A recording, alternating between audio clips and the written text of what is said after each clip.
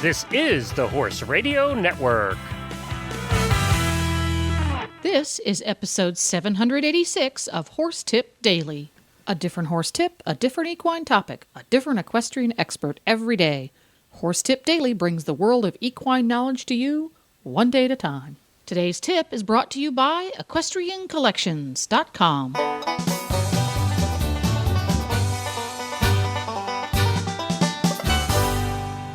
Greetings, horse people. Coach Jen here, and thanks for tuning in to Horse Tip Daily.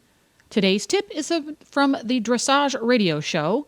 Eliza Snyder joins Dressage Radio Show co-hosts Reese Kofler-Stanfield and Philip Parks to talk about riding your horse in the present and giving them the chance to respond correctly, even when previous experience would indicate otherwise. And we'll get to our tip right after this shopping tip from Equestrian Collections. Hi, Glenn here with the Horse Radio Network, and I am with Debbie from Equestrian Collections with her product of the week. Well, it's that time of the year. Spring grasses are coming up. Our horses who might have insulin-resistant issues are wanting to get out with everybody else, and those of them who are maybe a little on the portly side, you need to be careful what they're eating. The product this week is the Cashel Grazing Muzzle Halter. The reason I picked this one to talk about is because this is the one I use. I like it because it's an entire halter. It does not attach to a pre-existing halter, so you can just easily put it on and off right there in the pasture. It also has a ring that down at the base of the chin where you would have a ring on any other halter. And so you can actually lead them around with this thing on, which I thought was really great. And the third thing is it doesn't fall in on itself. It's nice and stiff, but not too stiff. It's easy on the muzzles, but it's not too stiff. It won't fall in on them, so they can breathe a little bit easier. It's easy for them to drink out of. Mine drinks with it all the time. And it doesn't seem to bother them as much. And there's another thing you can do with this thing besides keeping them off the grass.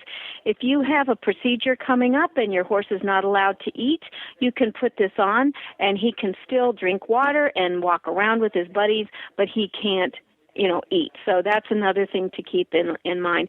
It's very adjustable.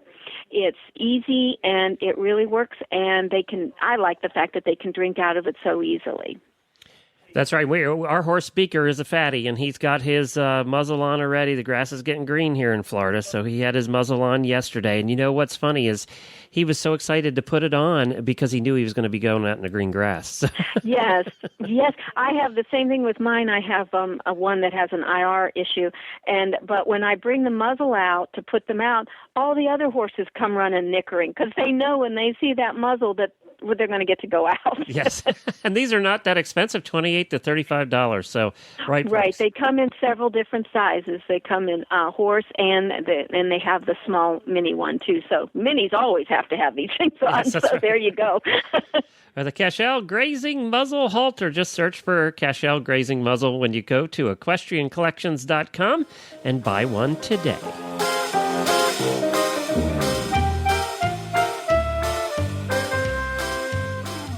Well, we are very happy to have Eliza Sidner-Ram on the show this evening. She is a friend of both Philip and I, and we've been dying to have her on the show. So we are looking forward to her trainer tip of the week. Eliza, welcome to the show. Thank you. Thanks for having me. This is fun. Well, I am looking forward to your trainer tip. Can we jump right in? All right, my tip of the week is to ride the horse you have now rather than ride the past. And what I mean by that is, for most of us, we've had our horse for at least many months, if not many years, and a lot of times we get caught up in riding old problems or continuing to create an old problem that maybe really isn't an old problem or a problem currently anymore. So, I know this happens a lot for me because I work with a lot of young horses. So if I started the young horse under saddle and let's say they had a really difficult problem picking up the right lead canter, and now I'm so happy because they canter to the right really well, but somebody comes along and says, yeah, well, they've been cantering to the right really well for 6 months now, so why don't we get on with it? make the right lead canter better and stop thinking that the right lead canter is a problem anymore, because it isn't. No, I think that's so right. I think we all get into that rut. And we've all been there. So give us some other examples of riding sort of the horse from the past versus the horse that you have now. I have quite a few students who are either moving up a level right now or starting with a new horse, a younger horse. And one thing that I tell them when we're working on something new is, imagine that this horse already knows this. Let's say we're learning how to really ride a good quality collected canter towards second or third level. And instead of hoping that it works out and trying really hard to prepare to ride a collected canter, I tell them while we're still walking, all right, we're going to pick up the canter, and this is your fourth level schoolmaster. Someone has already trained this horse for you. He knows how to do collected canter. Ride him as if he knows how to do it. And then, of course, we're not going to keep him in it very long because the horse doesn't really necessarily know how to do collected canter yet. But if you ride it as if they do, a lot of times it works out a lot better than waiting and seeing what problem you're going to have and then trying to fix it. Yeah, I think that goes to to your state of mind as you're riding the horse, or and sometimes it just takes fresh eyes on the ground to say, there's not this problem anymore. Stop bugging him about it. I get a lot of that in when riding the bend for a horse I know for maybe even a month or 2 months has a little bit of a bending problem. It's kind of like you immediately get on and go right to that problem. Or sometimes, you don't expect the horse to be able to do something that you ask. And then, give the horse a chance to do it correctly from, a softer aid. And you never know, they might just surprise you, right? So I'm always looking to be pleasantly surprised from, by a horse every day, just being fresh, and just, having a good state of mind as you approach it. Reese, do you have any examples, that you've been dealing with recently about this? Yeah, I think we all do. I mean, we talked a little bit, Philip, when you came to visit me in Florida, and last I think I've talked to you about I had a sensitive black mare, and for the longest time, for the year I had her, I was trying to keep the peace. And finally, Philip's like, hey, come on, ride that canter through. Like, there's no reason that shouldn't be going on. And it, just to have a fresh approach to the horse was great. And that just one statement changed my whole riding on her. And now she's really pushed through. And from the very minute I get on, I say, okay, come on now. I don't need to treat you with kid gloves. I can really ride you. And so that was super helpful just in my own riding. And wouldn't you guys say that this is a great time it is nice to either do a clinic with, somebody that you're familiar with, or even if you haven't seen your trainer in a while, especially in the case of us, we don't necessarily get help all the time. So it's nice to kind of go to see your trainer and say, okay, this is the issue. Do you see it? What do you guys think? Yeah, absolutely. I totally agree. I think for sure to have help on the ground from your trainer, or even if it's just a fresh set of eyes on the ground to help you, is always super important for this reason. And also sometimes for amateurs that have their own horse that they always ride and they only ride that one horse, I think it can be helpful if there's a possibility for them to come and sit on a different horse. And then I can tell them the next time I teach them on their horse, all right, imagine that you're on that horse that you rode the other day. Maybe it was a schoolmaster of mine. Imagine that you're on that horse, and they already know, they do a really nice shoulder in. And now let's ride the shoulder in as if you're riding that horse. I know for me, sometimes I feel like I ride other people's horses better than my own, because you get into these ruts. It's a little bit like a long-term relationship where you have the same argument a little bit over and over. So to have a fresh set of eyes on the ground, or even sometimes to sit on a different horse, just to have that fresh perspective, I think is really important. I think that's a really good point, Eliza. I mean, I hadn't really thought about that, before, but I mean, as a professional, we each get to ride, a bunch of horses every day, right? So you're not bringing that same experience back to that horse, day by day. So I think that's a really interesting and a good point to try and sit on a different horse that doesn't have that problem. Sometimes that might even help you figure out whether it's you or the horse, right? I mean, I know that not everyone has the an opportunity to ride a really great schoolmaster. But just something new. Change the perspective. Try and figure out from different angles what the problem is. Yeah. Yeah, I love that. I love the idea of it's a long-term relationship, and it makes me think about just when you're married for a while or that kind of thing. You get in, you do the same thing, and maybe the same thing is annoying, and sometimes you just have to step back and say, okay, wait a minute, let's look at this and maybe look at it a different way. Eliza, any other tips that you can give, kind of even about the mental state when you get on that same horse for the same day, for the same time? Well, I like to try to imagine if I'm going to ride whatever the movement is. Let's say I'm going to pick up the canter and my horse has a tendency to have a little bit of a flat, maybe slightly four-beat canter.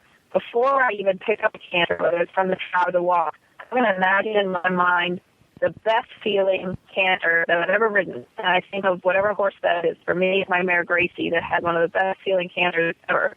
And so when I ride a horse that I know has a problem a little bit with the rhythm and the canter, I'm going to picture Gracie's canter in my mind before I pick up the canter to part, and then ride that canter.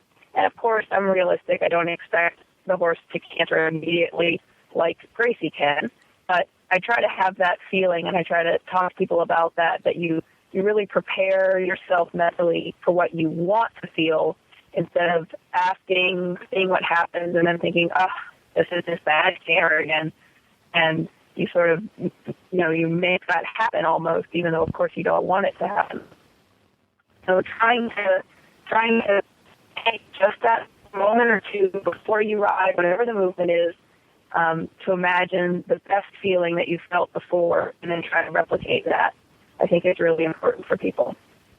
What I find a little bit handy in some of these things is if I have a problem with half pass, for instance, sometimes you have to change in how you're preparing for it. If you're riding always, kind of, let's say a 10-meter circle and then into half pass, sometimes you have to change where the movement occurs, or a little bit where or how you prepare for it, because, you have to say that, for some reason it's not working, but not necessarily in the movement. And sometimes it's just how you come into the movement, and just, find different approaches to do the same thing or get through the same problem. And then, like you said, once the problem is done, try not to keep going at it, every day. Kind of figure out a different problem and figure that out, and maybe a month from then come back to it, right? I mean, you don't have to school the same thing every day just because it was a problem 3 weeks ago or something like that. Let the horse get over it. Keep it fresh, keep it interesting. Yeah, I definitely agree with that. I remember one time a trainer said, it's okay if you keep making mistakes, as long as they're new mistakes. Right. That's a very good point. The same mistake over and over again. We don't mind if we make new mistakes. If we're going to have to make mistakes. Everyone, there's no doubt that we're just going to continuously make mistakes. But let's try even to make a new one. And like you said, Philip, maybe sometimes even approaching, if you have one thing that is not good, like let's say the half pass, approaching it from a different way, or even riding what may seem to be a slightly harder movement, and then coming back to the easier movement, and sometimes it feels a little bit better. I know certainly for me with half pass on some horses, if I ride the half pass and then I keep them in envers through the corners and through the short side and onto the next quarter line, and I'm keeping them in envers, and then let them sort of flow over from the quarter line back out to the track, and half pass feels like a relief and a relief for the horse, instead of like, oh, here we go, this is half pass, this is hard for me. It's almost a relief to go into half pass from something that's been a little bit harder. And I know a lot of times for people, they think, well, I can't possibly go on to this harder movement because I'm still not good at the easier movement. But occasionally to challenge yourself a little bit, and then maybe it feels easier for both you and the horse to come back to the slightly easier movement. Yeah, I have an almost exact, example just recently, just working today, actually. We work a horse, and really nice combination, but the rider and the horse have a little trouble with Travers. And we've been dealing with it and working through it for a couple of months. But today I just said, you know what, we're going to go on. We're going to move a little bit towards half pass, right? You go to the next step up. I said, we're not going to show half pass this year, but this horse needs to learn Travers. And so we're going to give the horse a little bit of a harder job. Did that a little bit, working on half pass, a little bit back and forth, teaching horse and rider. And then, we went back to Travers, and it was like a relief, like you said, like a relief for the horse. The horse kind of went, oh, yes. And then something that she already kind of knew, and she was like, oh. But the Travers was so much better from having done the half pass, something a little bit harder, that it was just like, the problem wasn't just to keep going at Travers all the time, and the horse is getting a little cranky, the rider's getting bored, everyone's getting bored and frustrated. We just did something out, get out of the box a little bit and just carry on. So I thought, very, a couple of examples of almost the same thing. So. Well, great job, Eliza. Thank you so much for your tip of the week. That was super. I think it's something that we can all take to all of our horses that we ride. Eliza, how would someone get in touch with you online? I have a website at www.elizasidnordressage.com. And then I also have a Facebook page. You can look up Eliza Sydnor Dressage. And I update that pretty regularly with some pictures and articles and different things. So, yeah, check out both of those. Can you spell Sydnor for us there, Eliza? It is Sydnor. Perfect. And don't worry if you misspelled it, because everyone in the world does. And that's a wrap. S as in Sam, Y, D as in dog, N-O-R is how you spell that. If you enjoyed Reese and Phillip talking about everything dressage, you can tune in every week at dressageradio.com. You can also find lots more tips about topics ranging from horse care to websites for horse people on horsetipdaily.com. Just look for the topics drop-down menu on the left. Don't forget to support our sponsors here on Horse Tip Daily, because they make these podcasts possible. Today's podcast has been brought to you through the generous support of EquestrianCollections.com. Please stop by the Horse Tip Daily Facebook page and let us know what you think of the tips you hear on the show. It's also a great place to tell us about topics you'd like to hear us cover on the show. You can subscribe to all the great shows on the Horse Radio Network through iTunes or Zune and get your horse podcasts automatically downloaded to your iPod, Zune, or MP3 player. You can also listen to the shows right on Facebook. The player's right there every day. I'll be back again tomorrow with another new expert and a different horse tip. Until then, go ride your horse! The Horse Radio Network and the Horse Radio Network hosts are not responsible for statements of guests or their opinions. Use your own judgment when listening to the tips provided by the experts on Horse Tip Daily.